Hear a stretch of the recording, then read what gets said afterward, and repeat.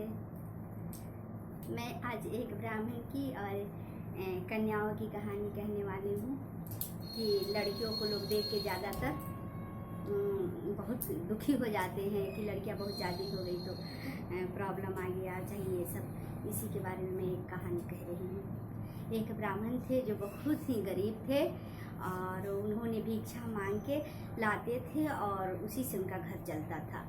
उनकी 6 लड़कियाँ थी, 6 लड़कियाँ थी और बहुत गरीबी थी, बहुत ज़्यादा दरिद्रता थी। तो ब्राह्मण की जो पत्नी थी वो डेली शनिवार के दिन जाती थी और पीपल के पेड़ के नीचे जल चढ़ाती थी। तो क्या हुआ कि और डेली प्रेयर करती थी पीपल के पेड़ के नीचे कि हे भगवान, माँ लक्ष्मी, मेरे घर की स्थिति को आप सुधार दीजिए। तो ऐसे ही रोज़ करती थी। तो पीपल के पेड़ के नीचे उन्होंने गई और देखी कि छोटी सी लड़की प्यारी सी वहाँ रो रही है। तो बोली कि तुम क्यों रो रही हो बेटी सुबह सुबह? तो बोली कि मैं आपके घर चलूँगी, मेरे घर में कोई नहीं है। तो उन्होंने कहा कि मेरे घर तो ऑलरेडी 6 लड़कियाँ पड़ी है, मैं तुम्हें ले जाके कहाँ रखूँगी? वो लोग तो खुदे भूखे मर रही है खाए बिना। ब्राह्मण देवता ने लाते हैं जो भिक्षा से, उसी से हम लोग का नहीं चल पाता है, तो मैं तुम्हें क्यों ले जाऊँ उस घर में दुख सहने के लिए? तो लड़की ने बोला नहीं, मैं आपके घर चलूँगी। तो ब्राह्मण की औरत ने बोली कि मैं बिना पूछे ब्राह्मण से, अपने पति से बिना पूछे तुम्हें घर नहीं ले जाऊंगी, अपनी जा रही हूँ पूछ के आऊँगी, वो कहेंगे कि लेके आओ तब मैं ले जाऊँगी। हुआ क्या कि गई घर और सारी बातें कही कि ऐसा ऐसा है, पीपल के पेड़ के नीचे एक लड़की रो रही है, बोल रही कि मुझे अपने घर ले चलिए। तो हमने कहा कि मेरे घर तो अपनी इतनी सारी लड़कियां हैं, तो मैं एक और क्यों ले जाऊं, 7वीं लड़की। तो ब्राह्मण ने कहा कि जब 6 लड़कियों का गुजारा हम कर ले रहे हैं तो उसका भी कर लेंगे, लेते आओ। तो ब्राह्मणी ने गई और बोली कि हाँ बेटी चलो, मैं तुम्हें भी ले जाऊंगी, जब 6 लड़कियों का गुजारा हो जा रहा है तो तुम्हारा भी हो जाएगा। तो घर आई छोटी सी लड़की, तो बोली कि माँ ये तो तुम्हारा घर बड़ी गंदा है, तुम लोग साफ सफाई तो करती नहीं हो। तो बोली कि बेटी क्या करूँ, इतनी सारी लड़कियां हैं, लोग बहुत आलसी है, कुछ नहीं करती है।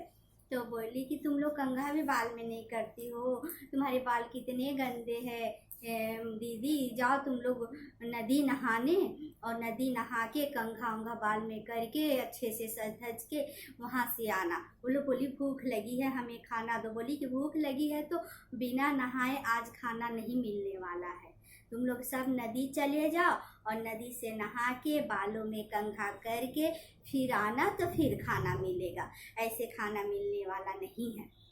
उन्होंने कहा कि कैसी आ गई कि मेरे घर पर हुक्म चलाने लगी, हम लोग इतने बड़े बड़े हैं और इतनी छोटी सी लड़की आके हम लोगों पर हुक्म चला रही है, इसका हुक्म? बोली हाँ हमारा हुक्म, बिना नहाए किसी को हम खाना नहीं आज खाने दूंगी, तुम लोग नदी जाओ और नहा के आओ फिर आके खाना। तो गई वो लोग नदी नहाने, कपड़े लेके गुस्साई और गुस्सा के कपड़े लेके सब नदी नहाने गई। नदी नहाने गई तो इधर क्या की लड़की की सारे घर की सफाई करवा दी और गोबर से पूरा घर लिपवा दी। लिपवाने के बाद बोली माँ क्या खाना बनेगा? तो ब्राह्मणी ने कहा बेटी घर में तो कुछ नहीं है, क्या दूँ खाना बनाने के लिए? एक चावल और एक दाल है, लो इसी को कैसे बनेगा? तो बोली कि एक चावल एक दाल है तो बहुत है माँ, जो सबसे घर में बड़ा हांडा होगा उसी को तू लेके आओ। तो बोली कि बेटी मेरे घर में हांडा नहीं है, हम लोग मिट्टी के बर्तन में जैसे तैसे बना के खा लेते हैं। तो पूरा घर तो लिपवा पोतवा दी थी, स्वच्छ कर दी थी। तो बोली कि माँ उस घर में जाओ, उस घर में जाके देखो उसमें हांडा जरूर होगा। बोली नहीं बेटी नहीं है। तो बोली जाओ ना देखो ना होगा। तो गई तो बहुत सारा बर्तन घर में भरे थे, उसमें से सबसे बड़ा हांडा बोली कि लेके आना। तो बोली कि बेटी एक चावल एक दाल से इतना बड़ा हांडा हम लोग कैसे होगा? बोली लेके तो आओ। तो लेके आई सबसे बड़ा वाला हांडा, तो उसमें एक चावल दाल डाल के और खिचड़ी बनाई, उसको तहरी भी बोलते हैं। तो खिचड़ी बनाई तो पूरा भर के खिचड़ी बन गया वो लड़की के प्रताप से। तो पूरा बन गया। तो लोग नहा के आई और कंघा उंघा करके बोली भूख लगी है, मुझे खाना चाहिए, तुमने तो हम लोग को बिना खाए पिए भेज दी। तो बोली लाइन से बैठ जाओ, सबको खाना मिलेगा। बोली आधे पेट खाना नहीं चाहिए, हमें पूरा पेट आज खाना खाना है, बहुत तेज भूख लगी। बोली कि जितना खाओगी उतना तुम लोगों को हम खाना देंगे, तुम लोग लाइन से बैठ जाओ। लाइन से सबको बैठा दी और बर्तन तो घर में भर ही गया था, सब ला के सबको थाली सजा रख दी और सबको पूरा भर भर पेट डालते गई। बोली जितना खाना है उतना तुम लोग खाओ, और चाहिए और चाहिए। तो लोग बोलती हाँ। अब तो बहुत तेज भूख, उस दिन बहुत स्वादिष्ट खिचड़ी बनी थी, खाने में बहुत स्वादिष्ट लग रही थी और ऊपर से उन लोग को पहली बार इतना अच्छा खाना मिला था। तो खाते गई बोली और चाहिए। तो बोली नहीं नहीं अब हम लोग का बहुत पेट भर गया, आज पहली बार हम लोग का पेट भरा है, आज हम लोग भर भर पेट खाए हैं। तो लड़की ने बोला ठीक है, आज से रोज नहाओगी, साफ सफाई करोगी और तब पूजा भगवान के करने के बाद खाना खाओगी कंघा उंघा करके। बोली ठीक है, हम लोग को रोज ऐसा खाना मिलेगा तो रोज करूँगी। इस तरह से वो करने लगी और जितना खिचड़ी बचा उसको पूरे गांव में बंटवाई। बोली जितना लोग है सबको बांटते जाओ, सभी को बटा गया, फिर भी उसमें का खिचड़ी कम नहीं हुआ, बच गया। जितना खिचड़ी बचा तो बोली माँ ये खिचड़ी को ये चारों कोण पर घर के गाड़ दो। चारों कोना पर गड़वा दी तो घर खूब सुंदर बन गया, महल जैसा घर भी खूब सुंदर हो गया। तो सब अच्छे से रहने लगे। तो अच्छे से रहने लगी तो लड़कियां बड़ी होने लगी।